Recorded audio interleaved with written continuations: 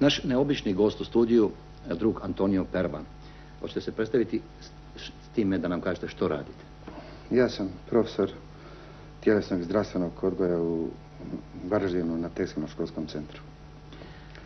Razlog zašto smo vas pozvali u studiju je to što smo čuli da ste vi zapravo skoro proputovali čitav svijet zahvaljujući jednom svom hobiju i svom poslu. Hobi vam je maske, na maskenbalima, a posao, mislim, profesija, sport. Je tako? Točno je to da sam, zahvaljujući maskama, obišao veliki dio Europe i 4 kontinenta, osim Europe još. Još mi je želja, još nisam bio na jednom kontinentu, to je Južna Amerika, a vjerujem da ću ove zime sigurno u Rio de Janeiro. Objasnite mi kako vi to putujete?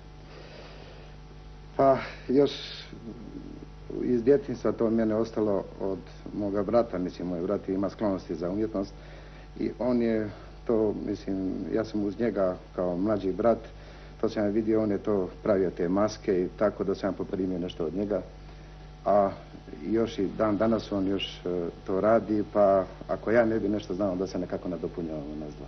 Znači vi na svim tim mjestima osvojite po neku nagradu, dobijete odgovarajuću svotu novaca, onda nastavljate putovanje dalje, je tako? Pa, ja dobijem nagradu i to je vezano sa prevozom i smještajem.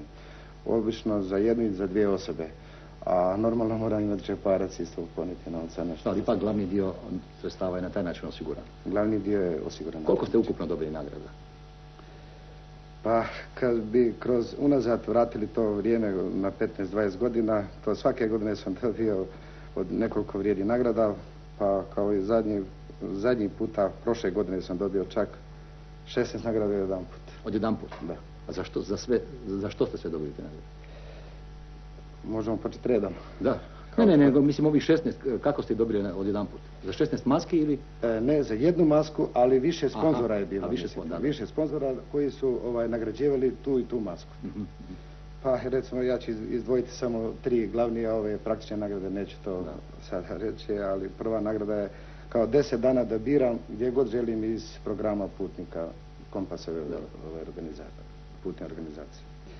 Zatim putovanje sa nogometnim klubom Hajdukom za 2 osobe, također gdje želim, kada budu Splićani nogometaši igrali negdje, gostovali negdje u inozemstvu na jednoj prijateljskoj ili prvenstvenoj utakmici.